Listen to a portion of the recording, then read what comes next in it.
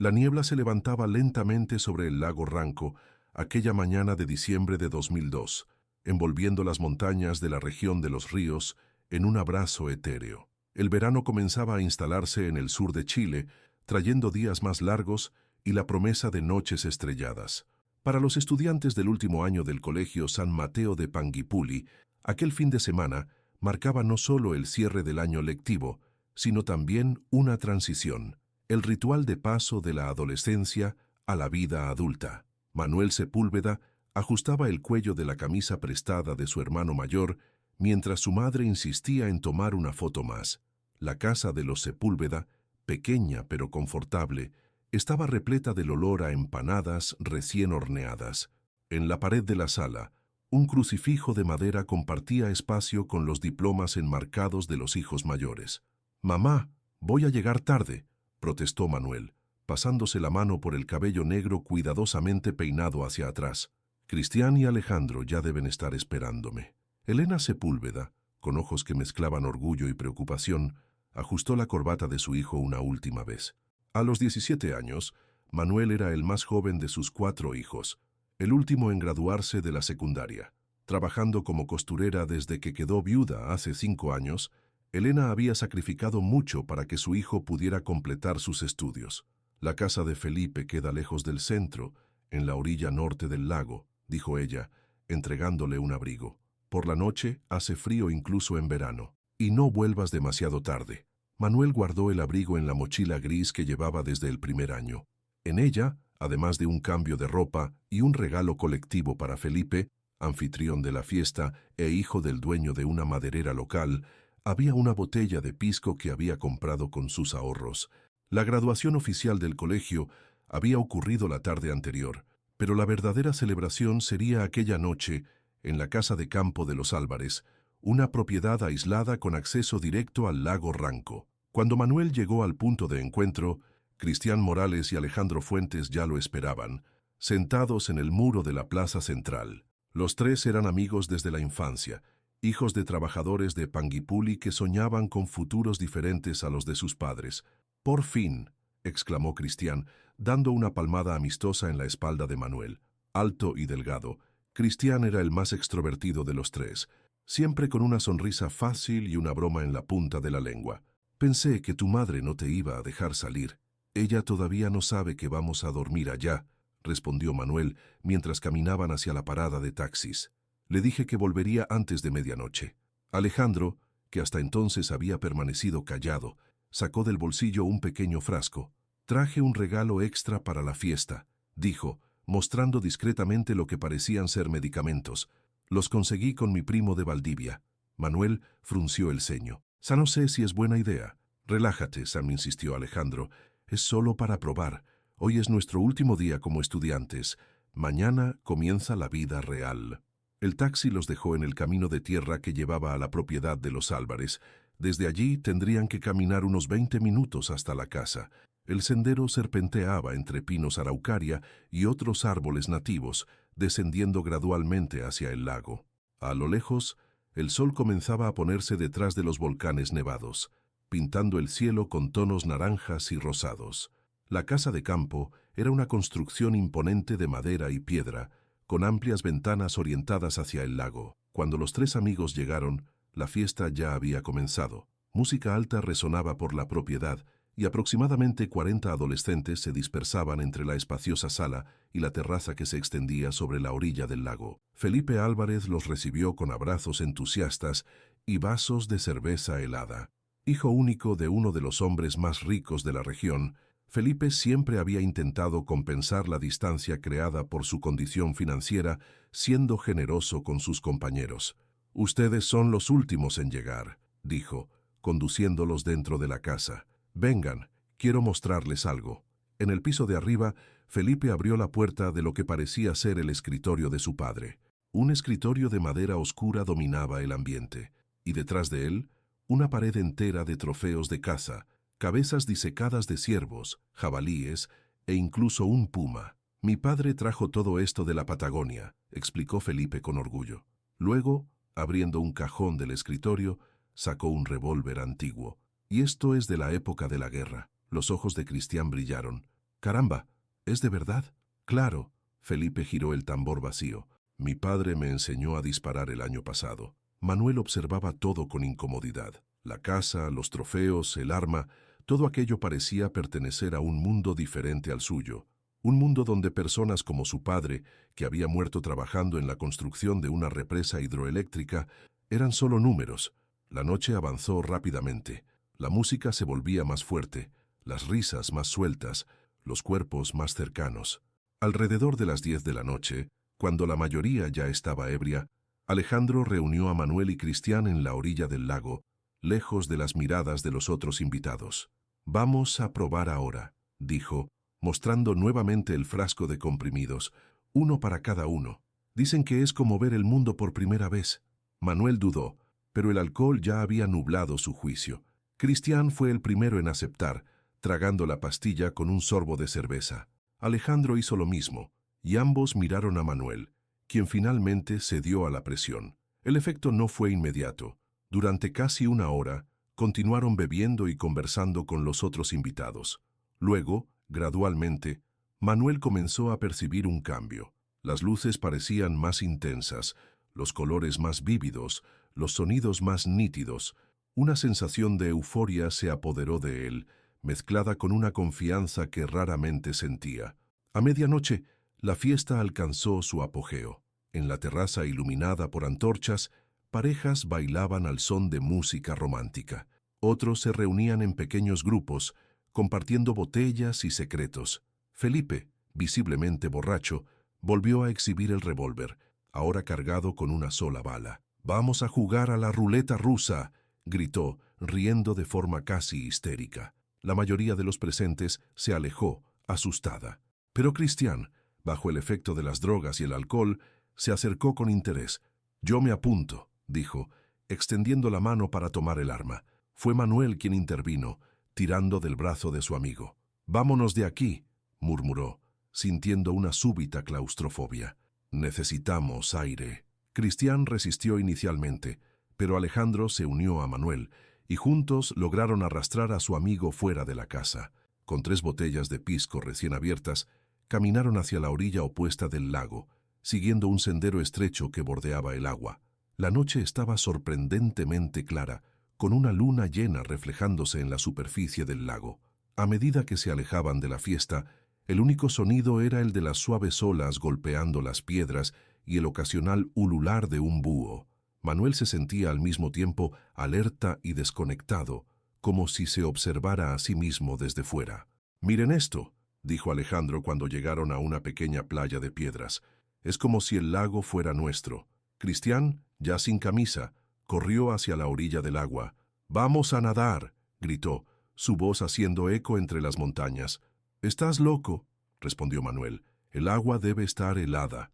Pero Cristián ya se estaba quitando los zapatos y los calcetines, colocándolos cuidadosamente uno al lado del otro sobre una piedra plana. Alejandro, riendo, siguió su ejemplo, alineando sus zapatos junto a los de su amigo. «Ustedes son unos cobardes», provocó Cristián, ya bajando hasta el agua. «Es nuestra última noche juntos antes de la vida adulta. Tenemos que hacer algo inolvidable». Manuel observó a sus 2 amigos entrar en el agua oscura, sus gritos de sorpresa por el frío resonando en la noche. Algo dentro de él, tal vez el último vestigio de sobriedad, le decía que aquello era peligroso. Pero el momento, la droga, la sensación de libertad, todo conspiraba contra su razón. Lentamente, Manuel se quitó los zapatos, alineándolos con precisión al lado de los otros 4. Luego se quitó la camisa y el pantalón, doblándolos sobre una piedra. Por último, colocó su mochila gris cuidadosamente sobre la ropa. El agua estaba más fría de lo que había imaginado, cortando su piel como navajas. Pero después del shock inicial, un extraño adormecimiento se extendió por su cuerpo, haciendo la experiencia casi agradable. Los 3 nadaron durante algunos minutos, riendo y desafiándose a ir más lejos. Fue Alejandro quien sugirió: «Vamos hasta aquella piedra», señalando una formación rocosa que emergía del agua a unos 50 metros de la orilla. «Está muy lejos», protestó Manuel, sintiendo que el cansancio comenzaba a pesar en sus músculos. «Es nuestra última aventura juntos», insistió Cristián. «Vamos», reticente. Manuel siguió a sus amigos. La piedra parecía moverse, ora acercándose, ora alejándose. La droga distorsionaba su percepción de distancia y tiempo. Cuando finalmente alcanzaron la roca, los tres estaban jadeando, sus pieles pálidas a la luz de la luna. «Lo logramos», celebró Cristián, subiendo a la roca resbaladiza. «Somos invencibles», Alejandro se unió a él, pero Manuel permaneció en el agua, apoyándose en la roca. Algo no estaba bien. Su visión comenzaba a nublarse y un zumbido persistente llenaba sus oídos. «Creo que necesitamos volver», dijo, su voz sonando extraña incluso para sí mismo. Pero sus amigos no parecían oírlo. Cristián y Alejandro conversaban animadamente, sus palabras mezclándose en una cacofonía ininteligible. Manuel intentó concentrarse, intentó entender lo que decían, pero era como si hablaran en otro idioma. Fue entonces cuando lo sintió, una corriente fría arrastrándolo hacia abajo. Intentó gritar, pero su boca se llenó de agua. Intentó nadar de vuelta hacia la roca, pero sus brazos y piernas ya no respondían a sus comandos. Lo último que Manuel vio antes de que la oscuridad lo engullera fue el cielo estrellado arriba, impasible y eterno. En algún lugar distante, oyó a Cristián llamando su nombre. Después, solo silencio. A la mañana siguiente, 3 pares de zapatos fueron encontrados perfectamente alineados a la orilla del lago Ranco. No había huellas de regreso, no había gritos ni señales de lucha. Solo los zapatos, testigos silenciosos de una noche que había terminado en tragedia.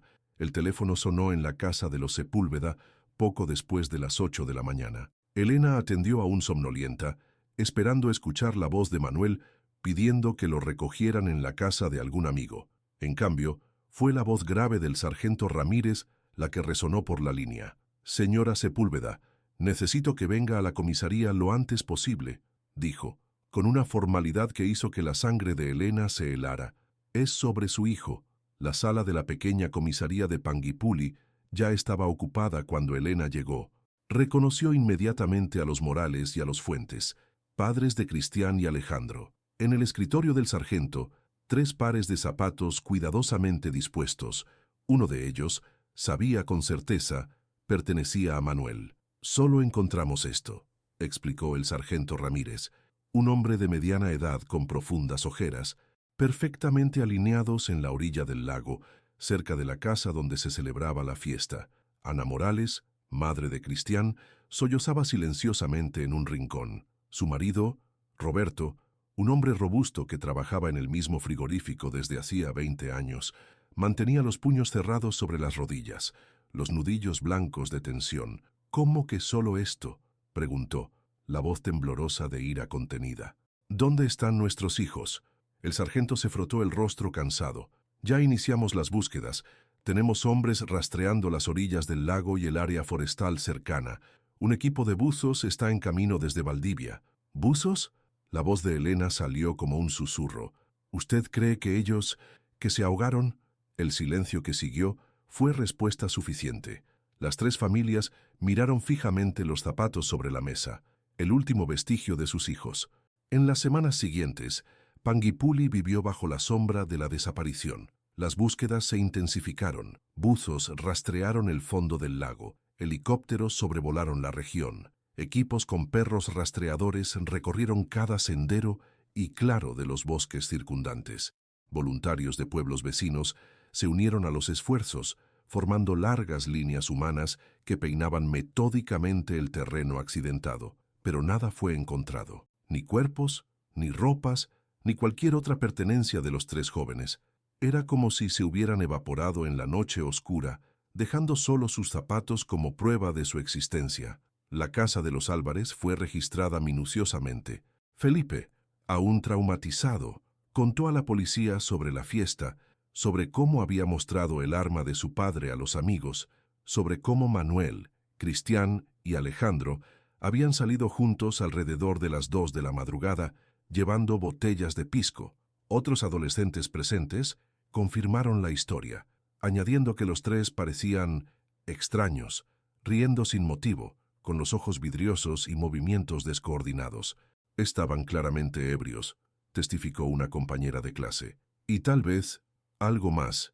La especulación sobre drogas se extendió rápidamente por la pequeña ciudad. En una comunidad conservadora como Panguipulli, el estigma era casi tan doloroso como la pérdida. Las familias de los desaparecidos se encontraron aisladas, blancos de miradas acusadoras y murmullos en las misas dominicales. Es culpa de ellos, se oía en los mercados y plazas. No supieron criar a sus hijos correctamente. Para Elena Sepúlveda, el dolor de la ausencia era amplificado por la vergüenza. Cada mañana despertaba esperando oír los pasos de Manuel por el pasillo, su risa resonando por la casa. Cada noche, antes de dormir, verificaba si la puerta estaba desbloqueada, en caso de que volviera tarde. La esperanza, tenue e irracional, era su único consuelo. Un mes después de la desaparición, cuando las búsquedas oficiales ya habían sido reducidas, un pescador local encontró una botella vacía de pisco flotando cerca del área donde se encontraron los zapatos.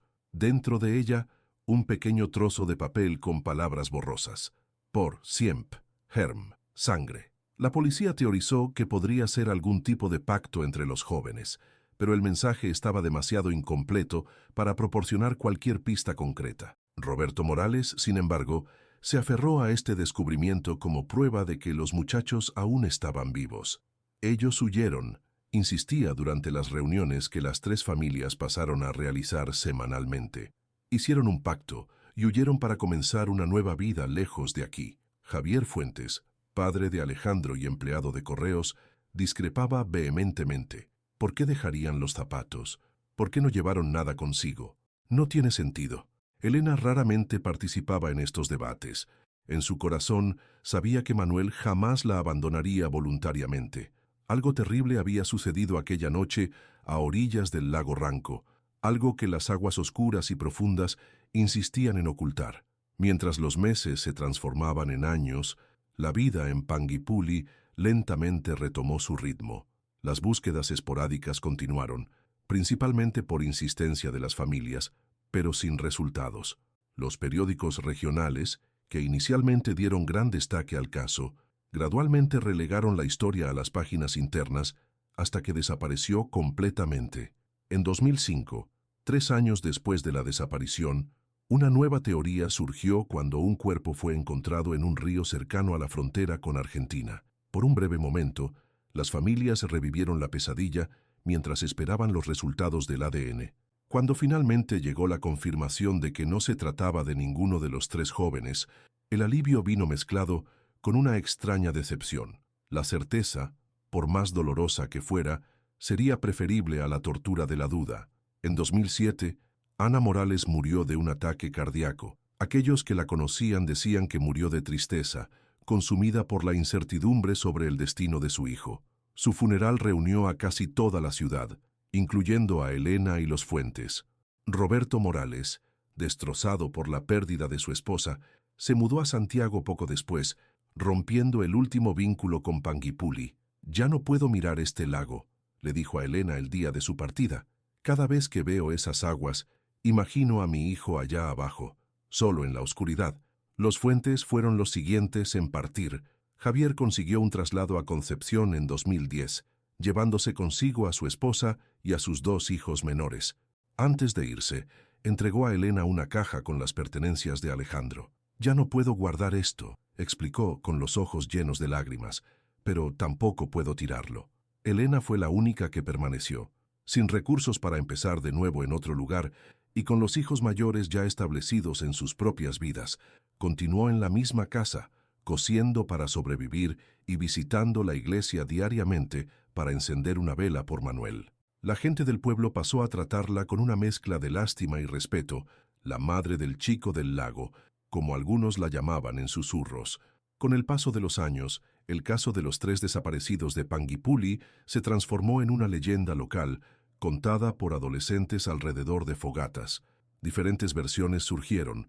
Algunos decían que los jóvenes habían sido llevados por traficantes, otros que habían huido para unirse a un culto secreto.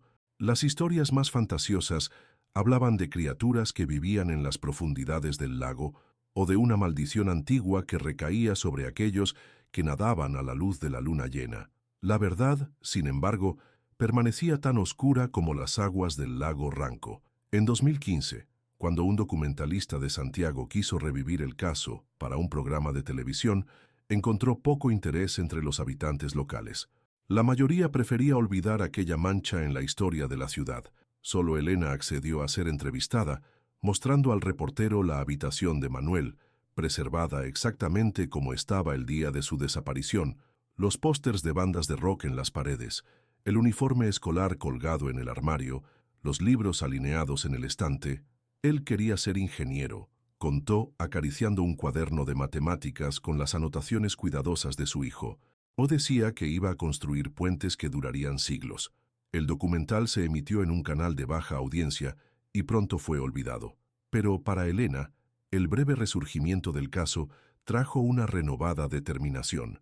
Comenzó a reunir sistemáticamente todos los artículos, informes policiales y testimonios relacionados con la desaparición, creando un archivo detallado en una carpeta azul que mantenía junto a la cama. Todos los años, en el aniversario de la desaparición, Elena iba hasta la orilla del lago donde se habían encontrado los zapatos.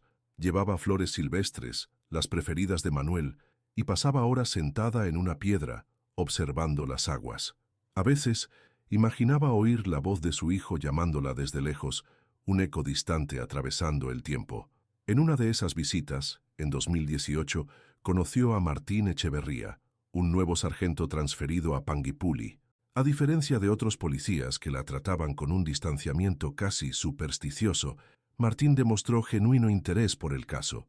16 años es mucho tiempo, dijo, hojeando la carpeta azul que Elena le había prestado, pero casos como este nunca prescriben realmente. Durante algunas semanas, Elena se permitió creer que finalmente habría justicia. Martín reabrió oficialmente la investigación, revisitó las declaraciones, entrevistó nuevamente a algunos de los presentes en la fiesta. Llegó a organizar una nueva búsqueda con equipos más modernos de sonar para mapear el fondo del lago, pero, como todos los intentos anteriores, no encontró nada significativo. La carpeta azul regresó a las manos de Elena con algunas anotaciones adicionales, pero sin respuestas. Martín, avergonzado por el fracaso, evitó a Elena por algún tiempo, hasta que un traslado lo llevó al norte del país. «Lo siento mucho», fueron sus últimas palabras para ella. A veces el pasado se niega a ser desenterrado. En 2022, cuando se cumplieron 20 años de la desaparición, Elena pensó que el mundo había olvidado completamente a los tres jóvenes. Roberto Morales había muerto 2 años antes, sin jamás haber revisitado Panguipulli. Los Fuentes nunca más se pusieron en contacto. Los hermanos mayores de Manuel raramente mencionaban su nombre, como si el dolor del recuerdo fuera demasiado pesado. Aquel diciembre, sola como siempre, Elena hizo su peregrinación anual al lago. La orilla estaba diferente, se había construido una nueva plataforma para turistas, y carteles coloridos anunciaban paseos en bote y clases de kayak. El lugar exacto donde se encontraron los zapatos ahora era parte de un pequeño kiosco que vendía refrigerios y recuerdos. Sentada en un banco cercano, Elena observaba a la nueva generación de jóvenes que jugaba despreocupadamente en las aguas del lago, sin conocer su historia sombría. Un grupo de adolescentes se zambullía desde una plataforma flotante, sus gritos de alegría resonando como fantasmas de un pasado que se negaba a morir. Fue entonces cuando Elena tomó una decisión. Volviendo a casa, tomó la carpeta azul y la colocó en una caja junto con los zapatos de Manuel, los mismos encontrados aquella mañana fatídica, y algunas de sus pertenencias personales. Selló la caja y escribió en la parte superior, para ser abierta solo cuando la verdad sea revelada. Al día siguiente, entregó la caja a su hijo mayor, Miguel, que visitaba con la familia para Navidad. «Promete que guardarás esto», pidió. «Ya no quiero vivir en el pasado, pero tampoco quiero que sea olvidado». Miguel, sorprendido por el cambio de actitud de su madre, prometió guardar la caja en su casa en Temuco. Elena, por primera vez en 20 años, sintió un peso siendo levantado de sus hombros. No era aceptación, ni resignación, era la transferencia de una carga que había llevado durante demasiado tiempo. Los años siguientes trajeron una paz relativa. Elena continuó su vida modesta, cosiendo, frecuentando la iglesia, visitando a los nietos ocasionalmente. Aunque nunca dejó de pensar en Manuel, se permitió sonreír nuevamente, participar en actividades comunitarias, incluso hacer nuevos amigos. El lago Ranco, otrora su enemigo silencioso, se convirtió apenas en una parte del paisaje, hermosa e indiferente, como la propia vida, hasta que en enero de 2025 las lluvias cesaron. Lo que inicialmente parecía ser solo un verano particularmente seco, pronto se reveló como la peor sequía en décadas. Los niveles de los lagos de la región comenzaron a bajar drásticamente, revelando orillas nunca antes vistas, alterando la geografía familiar de los lugares. Y fue así, en un día común de marzo, que el lago Ranco comenzó a revelar sus secretos. Héctor Sandoval remaba su pequeño bote con la tranquilidad de quien conoce cada rincón del lago Ranco. A los 62 años, había pasado más de la mitad de su vida pescando en estas aguas, siguiendo los pasos de su padre y de su abuelo antes que él. Conocía los mejores puntos para encontrar truchas, sabía interpretar los vientos y las corrientes, comprendía los humores del lago como si fuera un viejo amigo, pero aquella mañana de marzo de 2025, Héctor navegaba por un lago que no reconocía. La sequía histórica que asolaba el sur de Chile había reducido drásticamente el nivel del agua, exponiendo áreas que normalmente estarían sumergidas.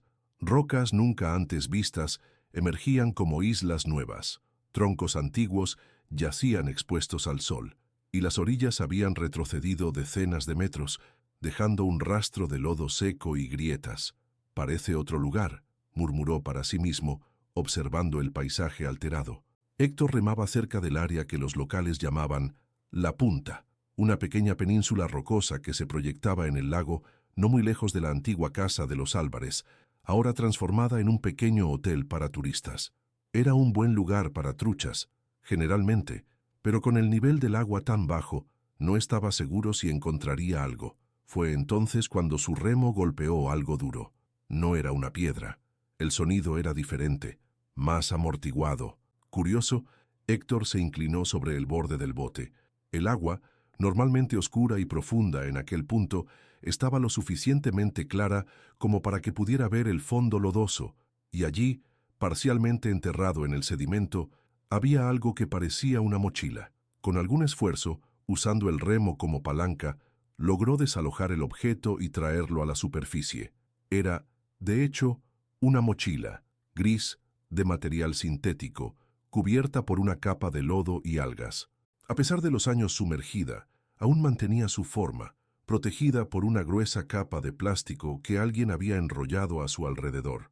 Héctor colocó la mochila empapada en el fondo del bote y continuó pescando, más por hábito que por expectativa. Pero su mente seguía volviendo al objeto inesperado. ¿Quién habría perdido una mochila en medio del lago? ¿Y por qué estaba envuelta en plástico, como si alguien hubiera intentado proteger su contenido? Al regresar a la orilla, algunas horas después, con solo 2 pequeñas truchas como resultado de su mañana, Héctor decidió examinar mejor su descubrimiento. Sentado en un tronco a la orilla del agua, removió cuidadosamente la capa de plástico. La mochila estaba sorprendentemente bien conservada, considerando que había estado sumergida durante quién sabe cuánto tiempo. Con dedos arrugados por años de trabajo al aire libre, Héctor abrió el cierre. Dentro, protegidos por más capas de plástico, encontró 3 objetos rectangulares. Le tomó un momento reconocerlos. Eran teléfonos celulares, modelos antiguos de principios de los 2000. Junto a ellos, una pequeña libreta con tapas de cuero, su contenido borroso pero aún legible en partes. Héctor frunció el ceño. Había algo inquietante en ese hallazgo. No era raro encontrar objetos perdidos en el lago, relojes que se resbalaban de muñecas descuidadas, gafas de sol que caían de rostros inclinados sobre el agua, incluso carteras que se deslizaban de bolsillos durante paseos en bote. Pero 3 teléfonos juntos, cuidadosamente envueltos en plástico, parecía deliberado. Alguien había querido preservarlos. Mientras contemplaba qué hacer con su descubrimiento, un recuerdo comenzó a formarse en su mente. Había algo familiar en esa mochila gris, algo que le recordaba a una historia vieja, a un rumor que había circulado por el pueblo hace años. «Los muchachos desaparecidos», murmuró de repente, sintiendo un escalofrío recorrer su espalda a pesar del calor del día. Héctor no había vivido en Panguipulli en 2002, se había mudado a la región en 2010, después de jubilarse de su trabajo como operador de maquinaria pesada en Temuco. Pero había escuchado la historia. 3 estudiantes que desaparecieron después de una fiesta de graduación, dejando solo sus zapatos perfectamente alineados a la orilla del lago. Un misterio que nunca se resolvió. Con movimientos más cuidadosos ahora, casi irreverentes, Héctor volvió a guardar los teléfonos en la mochila. No le correspondía a él intentar desbloquearlos o leer la libreta. Esto era evidencia, posiblemente la clave para resolver un caso que había atormentado a la comunidad durante más de 2 décadas. Esa misma tarde, Héctor se presentó en la comisaría de Panguipulli. El edificio era nuevo, construido hace menos de 5 años, para reemplazar la vieja estructura de madera que había servido como centro policial desde los años 70. En el mostrador de recepción, una joven oficial levantó la vista de su computadora. «Buenas tardes, ¿en qué puedo ayudarlo?», preguntó con la educada indiferencia de quien ha atendido cientos de quejas por ruidos molestos y disputas entre vecinos. «Encontré algo en el lago», respondió Héctor, colocando la mochila húmeda sobre el mostrador. «Creo que puede estar relacionado con esos chicos que desaparecieron hace años». El interés de la oficial se despertó visiblemente. Aunque era demasiado joven para recordar el caso original, todos los policías de Panguipulli conocían la historia. Era parte del folclore local, un recordatorio sombrío de que incluso en los lugares más tranquilos, la tragedia podía golpear sin aviso. «Un momento, por favor», dijo, desapareciendo por una puerta lateral. Minutos después, Héctor se encontraba en una pequeña sala de interrogatorios, frente al comisario Vega, un hombre de unos 50 años con cabello canoso y una mirada penetrante. «Cuénteme exactamente dónde y cómo encontró esto», dijo el comisario después de que Héctor le explicara brevemente su descubrimiento. Durante la siguiente hora, Héctor describió con detalle el punto exacto en el lago, la profundidad reducida debido a la sequía, la manera en que la mochila estaba parcialmente enterrada en el sedimento. El comisario tomó notas meticulosas, ocasionalmente haciendo preguntas para aclarar algún punto. «¿Abrió los teléfonos?», preguntó finalmente. «No, señor», respondió Héctor. «Solo vi que estaban ahí. Pensé que debía traerlos directamente». El comisario asintió con aprobación. Hizo lo correcto. Estos podrían ser elementos cruciales para un caso que nunca se cerró oficialmente. Después de firmar una declaración, Héctor fue libre de irse, con la promesa de que lo mantendrían informado si su hallazgo resultaba significativo. Mientras caminaba de regreso a su pequeña casa cerca del lago, se sentía extrañamente liviano, como si hubiera pasado una carga invisible a manos más capaces. Lo que no sabía era que su descubrimiento estaba a punto de reabrir heridas antiguas y revelar secretos largamente enterrados. En la comisaría, el comisario Vega no perdió tiempo. Asignó el caso al detective Rodrigo Soto, un oficial experimentado trasladado recientemente desde Santiago, con instrucciones de darle máxima prioridad. Luego hizo la llamada que sabía que sería la más difícil, a Elena Sepúlveda, la última de las madres que aún vivía en Panguipulli. Elena estaba cosiendo el vestido de primera comunión de una nieta cuando sonó el teléfono. Ahora con 68 años, sus dedos seguían siendo ágiles, aunque las arrugas alrededor de sus ojos se habían profundizado y su cabello antes negro estaba completamente blanco. Cuando la voz del comisario mencionó el nombre de Manuel, sintió que el tiempo se detenía. «Encontraron una mochila en el lago», explicó él, intentando moderar cualquier expectativa. «Contiene 3 teléfonos celulares. Creemos que podría estar relacionada con el caso de los muchachos». Elena cerró los ojos, aferrándose al auricular como si fuera un salvavidas. Después de tanto tiempo, después de tanta espera, ¿podría ser que finalmente hubiera respuestas? ¿Puedo verla?, preguntó, su voz apenas un susurro. «Por supuesto», respondió el comisario. «De hecho, esperaba que pudiera ayudarnos a identificarla». 1 hora más tarde, Elena entraba en la comisaría, su corazón latiendo con una mezcla de miedo y esperanza. El detective Soto la recibió con amable formalidad y la condujo a una sala donde la mochila, ahora limpia y seca, estaba dispuesta sobre una mesa junto con su contenido, 3 teléfonos y una pequeña libreta. El reconocimiento fue instantáneo e inequívoco. «Es la mochila de Manuel», dijo Elena, su mano temblando al tocar el gastado material gris. «Se la regalé cuando comenzó la secundaria. Mire, aquí está. Señaló un pequeño parche cosido en la parte inferior, donde había bordado las iniciales MS en hilo azul. El detective asintió tomando nota. ¿Y los teléfonos? ¿Reconoce alguno de ellos? Elena examinó los dispositivos con cuidado. Eran modelos básicos de la época, con pantallas pequeñas y teclados físicos. Uno de ellos, de color plateado con detalles en negro, hizo que sus ojos se llenaran de lágrimas. Este era de Manuel, dijo. Trabajé horas extra durante meses para poder comprárselo para su cumpleaños número 17. El detective tomó el teléfono con guantes, colocándolo en una bolsa de evidencia separada. ¿Sabe si tenía alguna contraseña o código de acceso? Elena negó con la cabeza. No lo sé. En esa época los muchachos no eran tan reservados con sus teléfonos como ahora. ¿Y la libreta?, preguntó el detective, señalando el pequeño cuaderno de cuero. No la reconozco, respondió Elena. Manuel tenía cuadernos para la escuela, pero ninguno como ese. El detective Soto agradeció a Elena por su ayuda y le prometió mantenerla informada sobre cualquier avance. Mientras ella se marchaba, sintiendo que las piernas apenas podían sostenerla, él ya estaba llamando al Departamento de Tecnología Forense en Valdivia. Los técnicos llegaron a la mañana siguiente. 2 especialistas con maletines llenos de equipos diseñados para recuperar datos de dispositivos dañados. El proceso sería delicado. Los teléfonos habían estado sumergidos durante años, protegidos solo por las capas de plástico.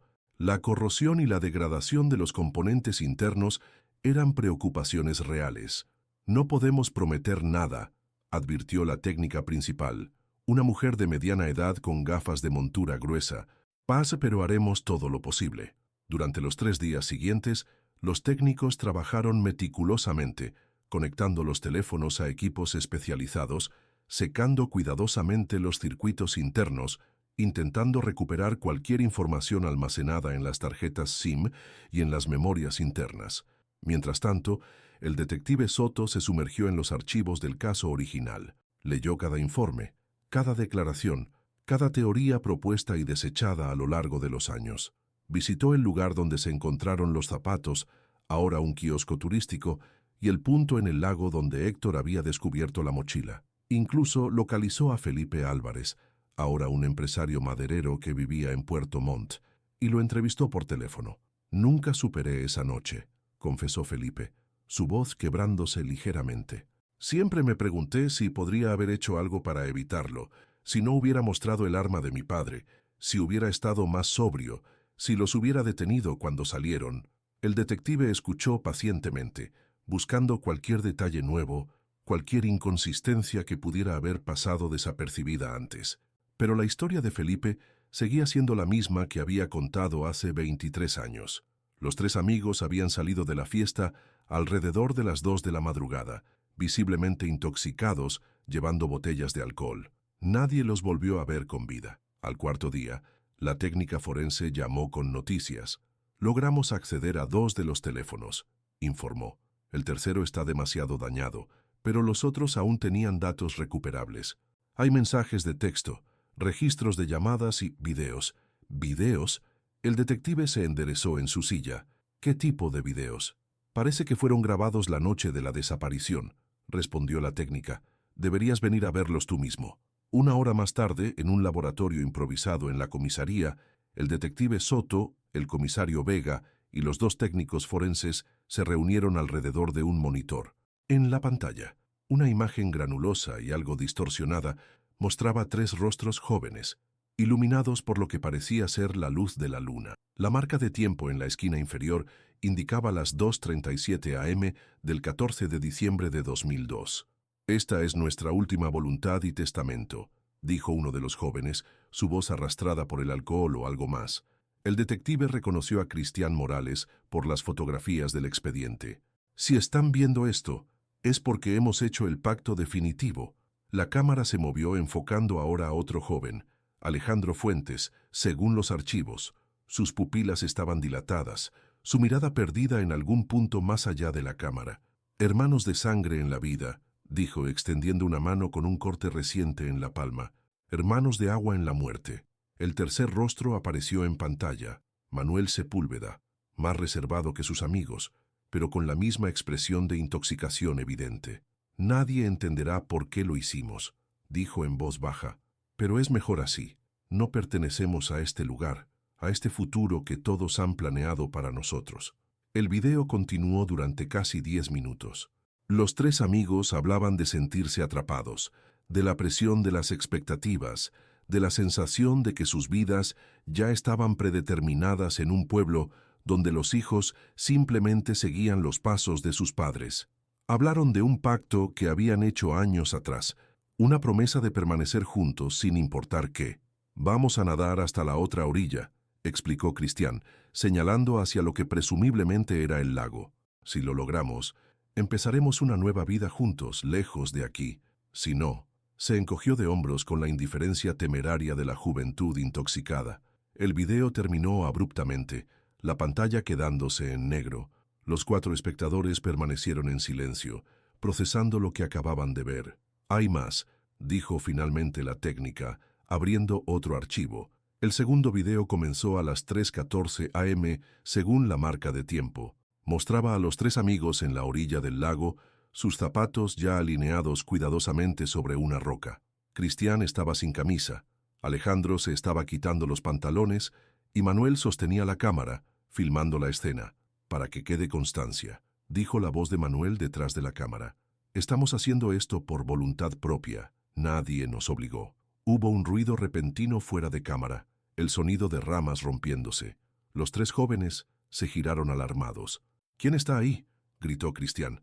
La cámara se movió bruscamente, capturando por un instante una figura oscura entre los árboles.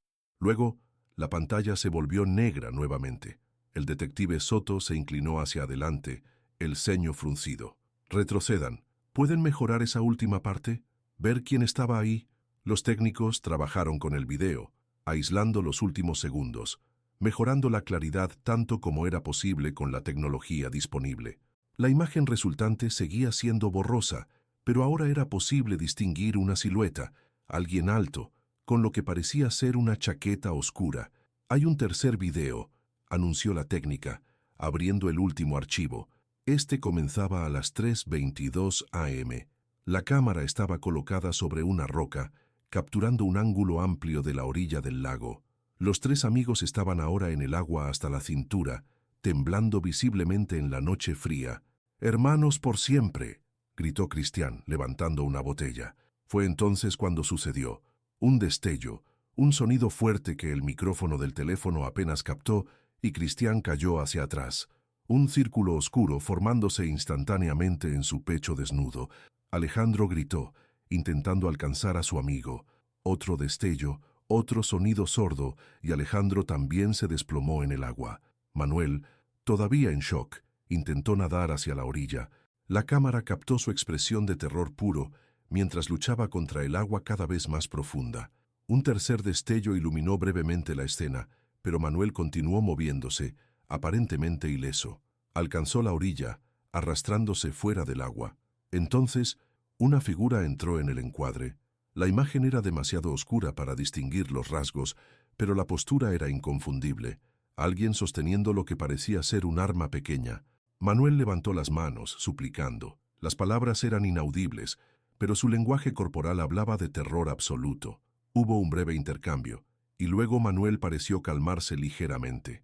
Se inclinó, recogiendo algo del suelo, la mochila. Con movimientos temblorosos, sacó la libreta y un bolígrafo, escribiendo algo mientras la figura con el arma observaba. El video terminó con Manuel caminando de regreso al agua, sosteniendo la mochila ahora envuelta en lo que parecía ser plástico, con la figura armada siguiéndolo a corta distancia. «Dios mío», murmuró el comisario Vega, pasándose una mano por el rostro.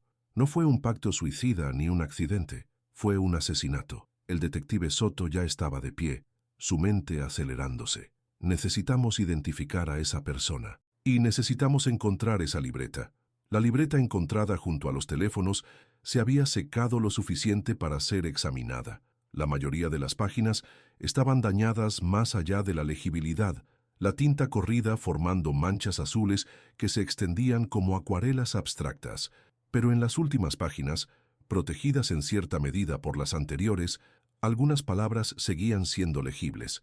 «Por favor, no le digas a mi madre», se podía leer en una página, En otra, no fue culpa de ellos. Y finalmente, en la última página, con letras temblorosas, Felipe tenía el revólver. Para el detective Soto, las piezas comenzaban a encajar. Los tres amigos, intoxicados, habían planeado algún tipo de pacto, posiblemente nadar hasta la otra orilla como una prueba de valentía o un rito de pasaje. Habían filmado su testamento como un acto dramático, típico de adolescentes embriagados por el alcohol, las drogas y sus propias emociones. Pero alguien los había seguido desde la fiesta, alguien con un revólver, Felipe Álvarez, murmuró el detective, el chico que mostró el arma de su padre durante la fiesta, el mismo que nos ha estado mintiendo durante 23 años, añadió el comisario, ya marcando un número en su teléfono. Necesitamos una orden de arresto y un equipo para ir a Puerto Montt inmediatamente.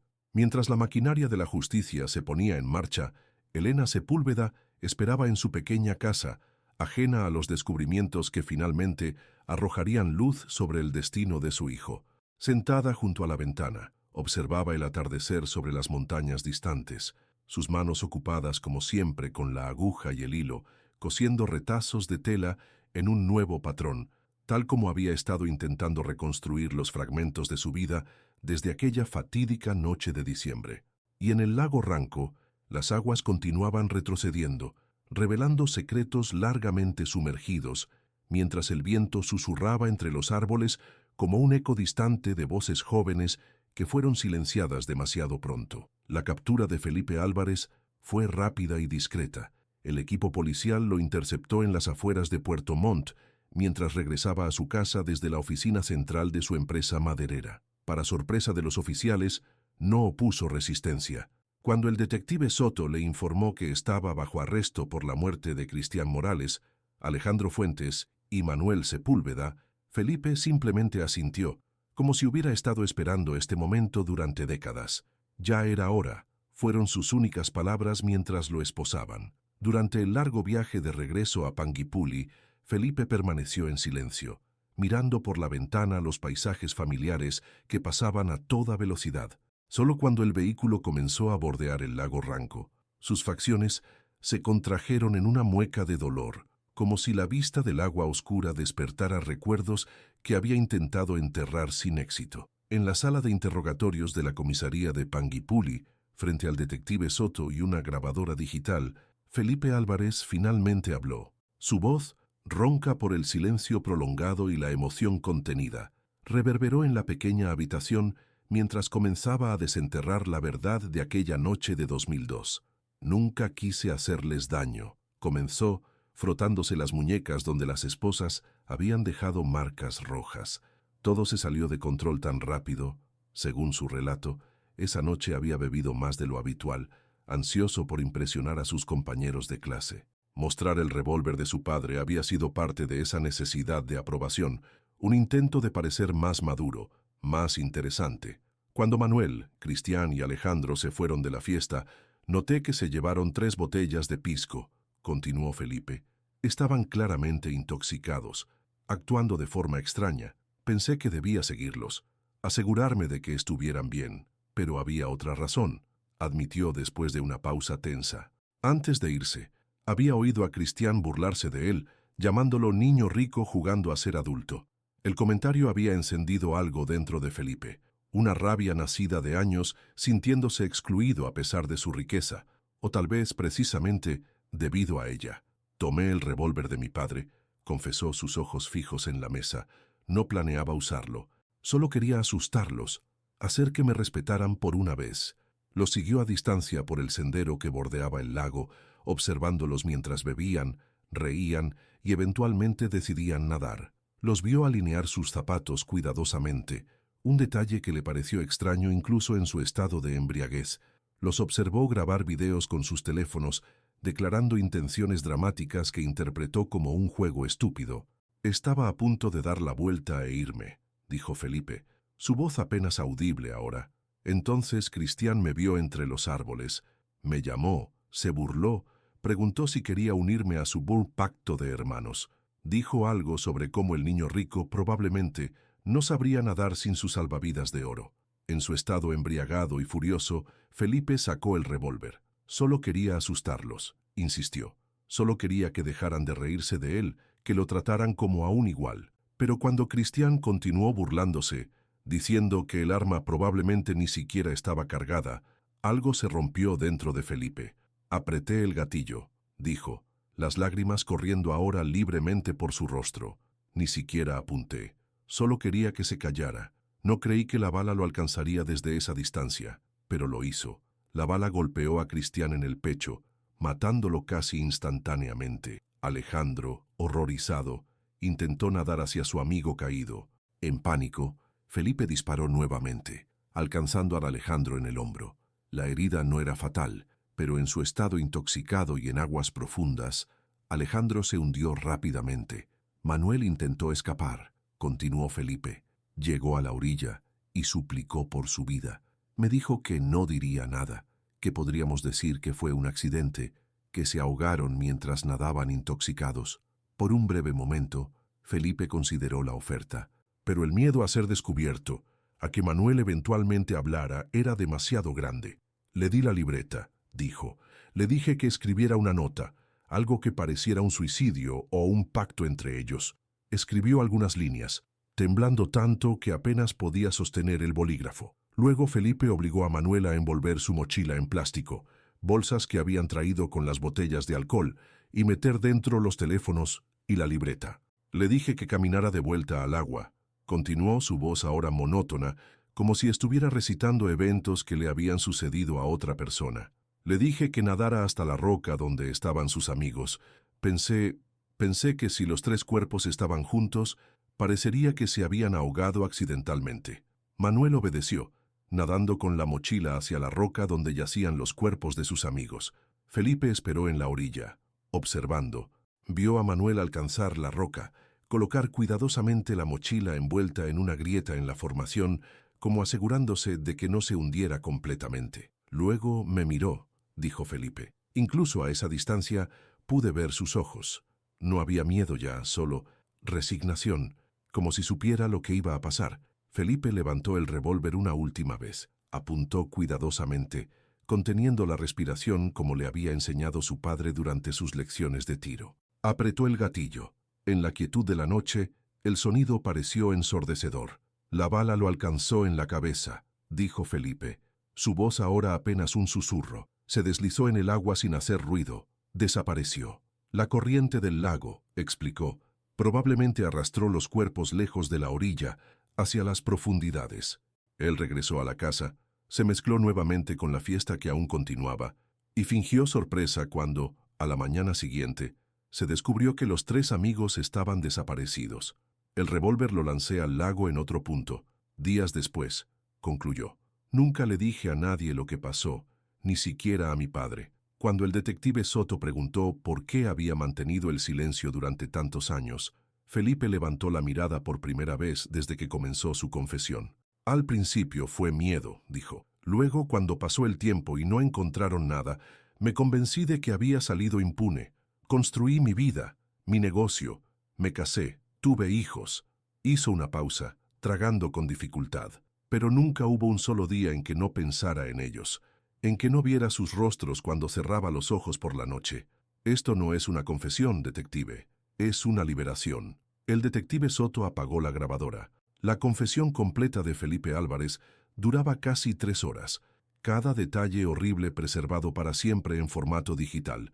En la habitación contigua, separados por un cristal unidireccional, el comisario Vega y el fiscal regional habían escuchado todo. No habría necesidad de un juicio prolongado. Con la evidencia de los videos, la confesión completa y los resultados pendientes de la búsqueda de los restos, Felipe Álvarez enfrentaría la justicia por sus crímenes. Pero había otra persona que merecía escuchar la verdad, alguien que había esperado respuestas durante 23 años. Elena Sepúlveda estaba regando las pocas plantas que adornaban el pequeño jardín frente a su casa cuando llegó el detective Soto. Por su expresión, supo inmediatamente que traía noticias significativas. Con manos temblorosas, dejó la regadera en el suelo y lo invitó a pasar. Sentados en la modesta sala, el detective le contó todo: el contenido de los videos, la confesión de Felipe, la verdad sobre lo que había sucedido aquella noche de diciembre. Elena escuchó en silencio, las lágrimas corriendo por su rostro arrugado, sus manos aferrándose a una fotografía enmarcada de Manuel que siempre mantenía cerca. Entonces, no se suicidaron, dijo finalmente, su voz sorprendentemente firme. No nos abandonaron voluntariamente. No, señora Sepúlveda, confirmó el detective. Su hijo y sus amigos fueron víctimas. Y ahora, después de tanto tiempo, habrá justicia. Elena asintió lentamente, absorbiendo la información. Parte de ella sentía un extraño alivio. La certeza, incluso si era dolorosa, era preferible a la duda que la había atormentado durante más de 2 décadas. Otra parte sentía una rabia que nunca había experimentado antes, dirigida hacia el joven rico que había destruido 3 vidas por un momento de orgullo herido y furia adolescente. ¿Encontrarán sus cuerpos?, preguntó, la pregunta que había estado ardiendo en su mente desde que el detective comenzó su relato. Estamos organizando una búsqueda exhaustiva, respondió el detective. Con el nivel del agua tan bajo debido a la sequía, y ahora que sabemos exactamente dónde buscar, tenemos buenas posibilidades. Elena asintió, su mirada perdida en la fotografía de su hijo. Manuel sonreía en la imagen, vestido con su uniforme escolar, lleno de esperanzas y sueños para un futuro que nunca llegaría. Después de tantos años, murmuró, finalmente podré darle un entierro digno.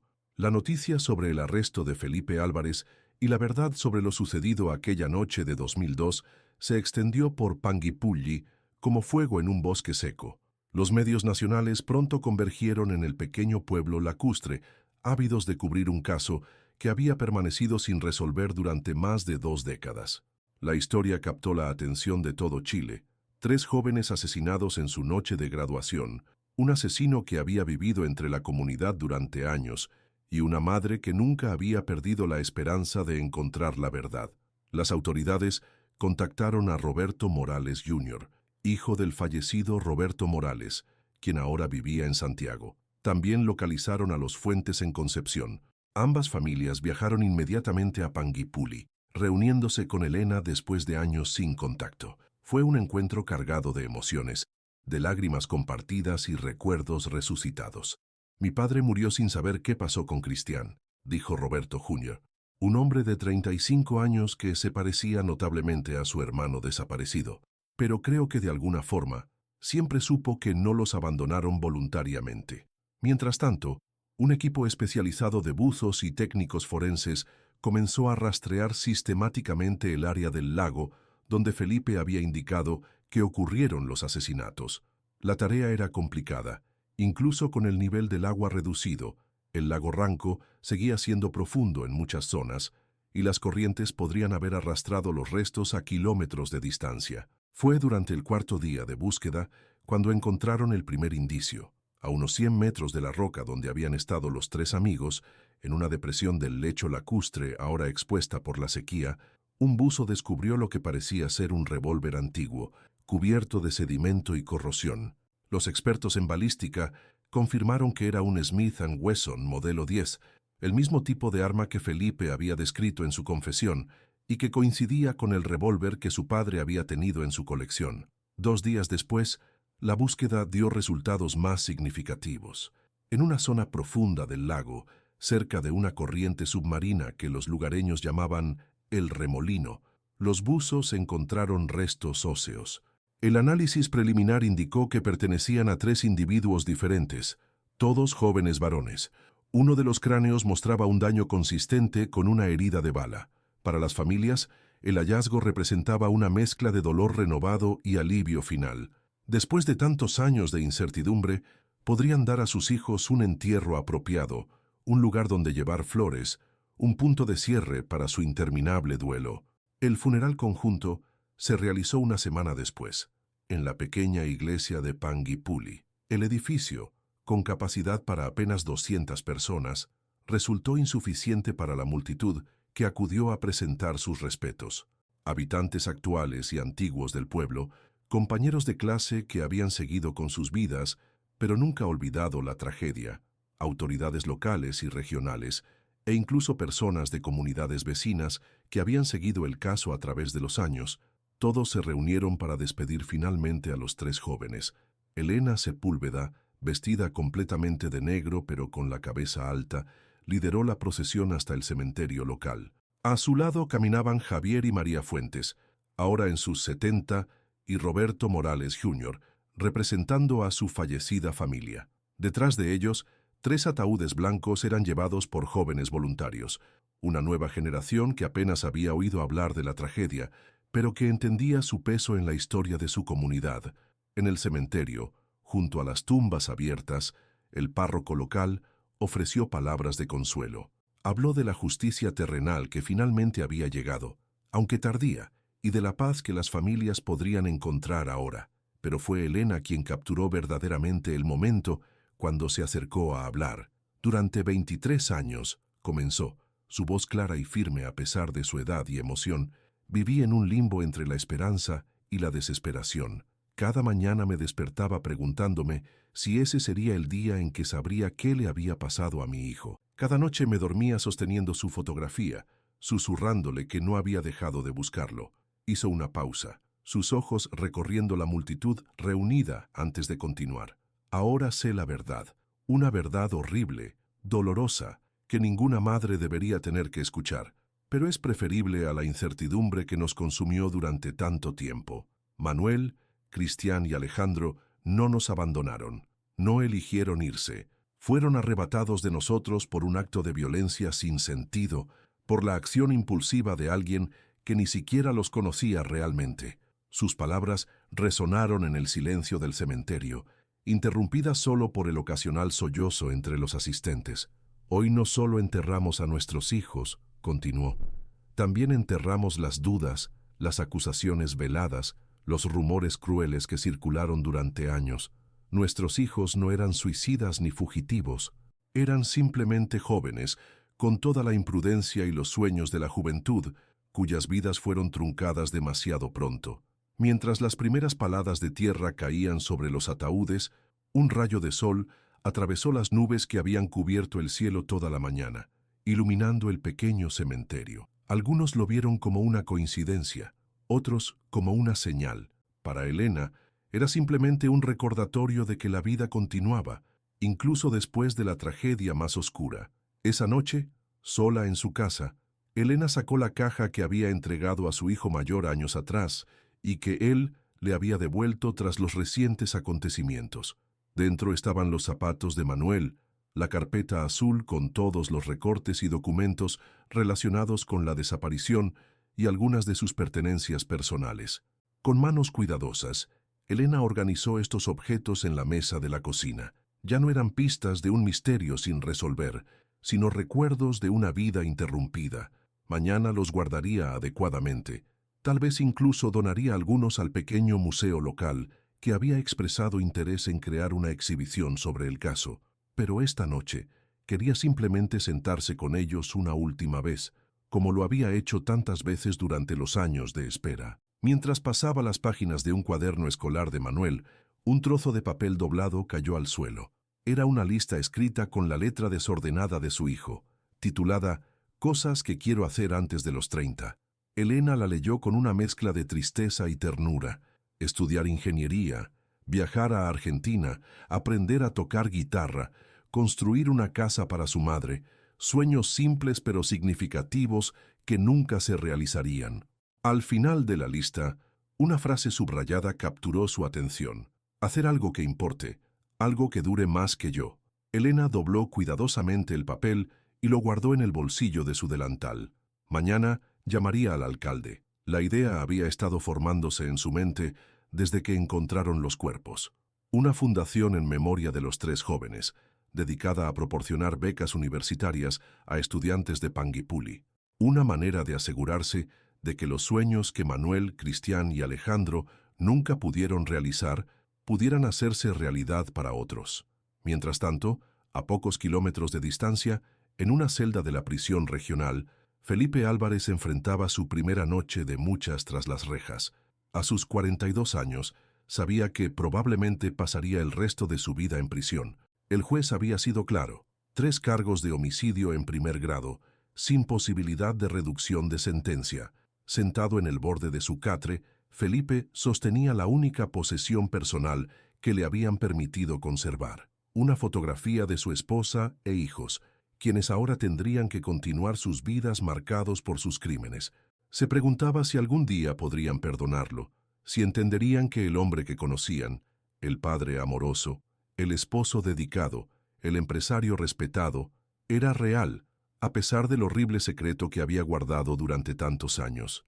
Y se preguntaba, como lo había hecho cada noche desde 2002, cómo habría sido su vida si no hubiera apretado aquel gatillo en un momento de ira adolescente. Si hubiera dejado que los tres amigos continuaran con su aventura nocturna, borrachos pero vivos. Quizás Manuel habría construido esos puentes que tanto soñaba.